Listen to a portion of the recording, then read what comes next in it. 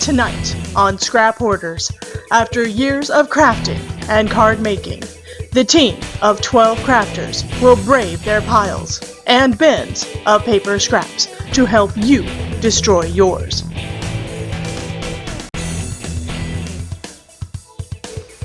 Hi guys, this is Debbie with Debbie J's Crafting Corner. I want to welcome you to the Scrap Hoarders collaboration series. There are 12 crafters in this collaboration, and for the next 3 weeks, we're going to show you different ways to use your scraps. We all have tons of scraps from our card making and other paper crafting, and this week we're going to show you how to use those scraps to make embellishments of all kinds. And in the following weeks, we'll be making tags, bookmarks, and cards. At the top of the description box, you'll find a link to the next person in the lineup.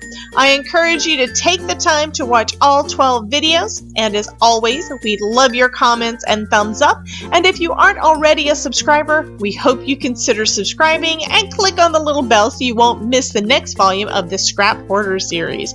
You can also use hashtag Scrap Hoarders to find all of our videos.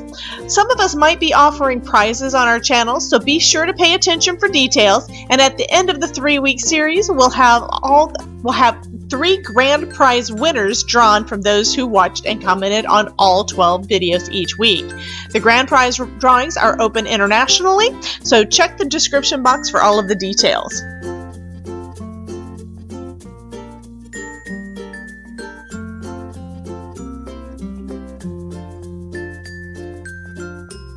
As you guys know, I am mostly a card maker. There are lots of types of paper crafters and, of course, lots of types of embellishments. What I want to do is make some embellishments that I can use on cards. Now, if you're like me, you have a ton of paper scraps and you've tried making embellishments before just to use it up, which is great, but not if you never use the embellishments. And storing them uses up valuable storage space. So I'm going to try to change that. To start off with, I'm going to start sorting my scraps by size so I know what I have to work with. I even have card panel size scraps that I'm going to be moving to a different bin.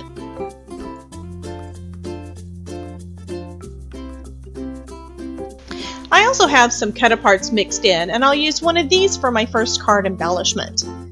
Now, while this image would look fine on a card as is, I want to give it just a little more dimension, so I fussy cut the roses out.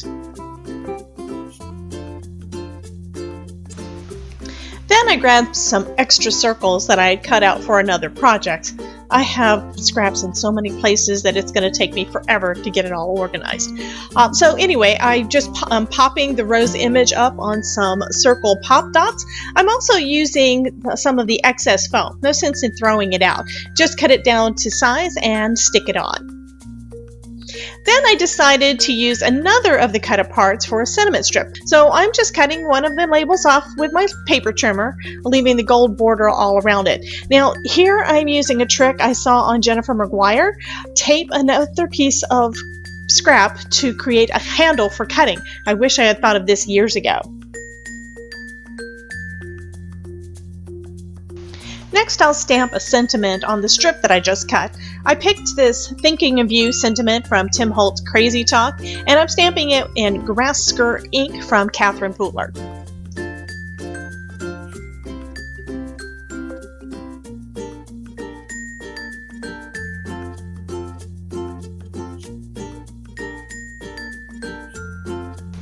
All that's left is to adhere everything together.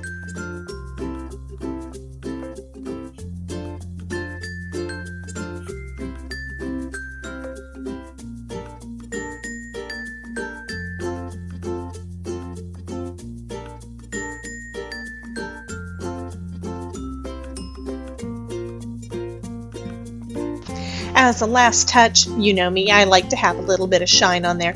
I decided to add some Wink of Stella to all of the flowers in this image. I also added a few little jib stones and figure these are all ready for putting on a card or a tag. Next, I'm making some tiny flowers. I used a punch from EK Success, I think, and I'll be shaping them with a stylus that has a ball on the end. I'm using the Sizzix Stamper's secret weapon. It's a foam pad to do all the pressing in, and then I'm just using the ball tip to shape each of the little petals.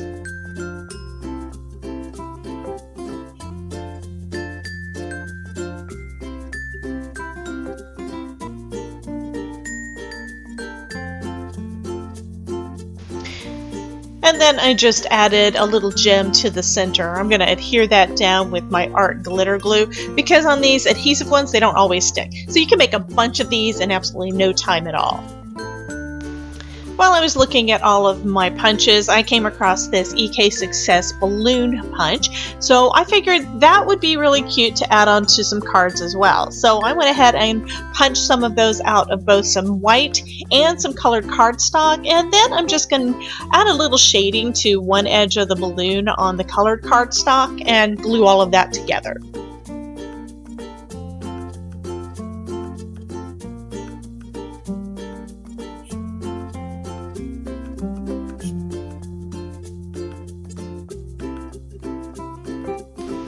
This next one is super fun and super easy. Faux metal embellishments. So what I'm doing is I have die cut some pieces out of some white scrap cardstock and I'm covering that with some Wow embossing ink. And then I'm just pouring a bunch of embossing powder on top. I'm using a silver from Ranger and then just heating that up with my heat tool. Now, if you're quick enough, once that's melted, you can add a second layer on top without having to re-ink. I'm actually layering on 3 layers of the embossing powder to get a real smooth finish. And it just looks gorgeous.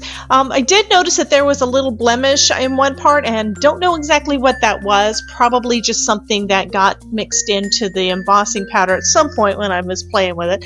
So I just picked that out with my craft pick and reheated that area and it turned out wonderful.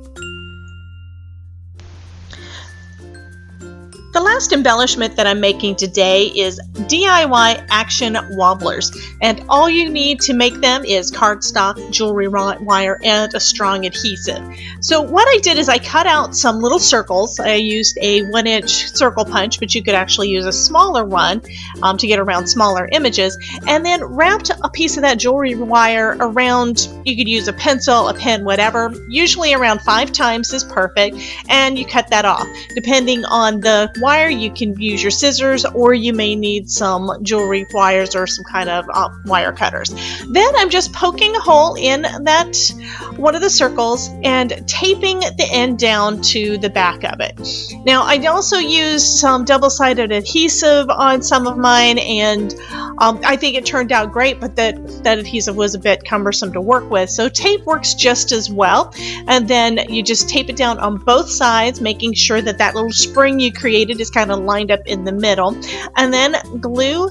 I also cut off the excess, and then you can just glue a second circle on top of it so that it's easy to work with. I'm using my art glitter glue, but any strong adhesive would work for that. I just spread it over the top and then put one of the extra circles you've got on top of that, and do that of course for both sides.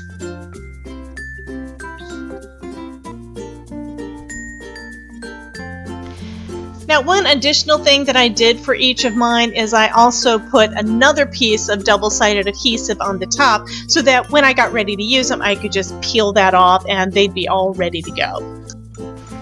Here are some pictures of all of the goodies that I made for you today. Be sure to like and comment on this video and check out all of the other videos in this series. I'd love to know what you do to destroy your stash, so please let me know down in the comments.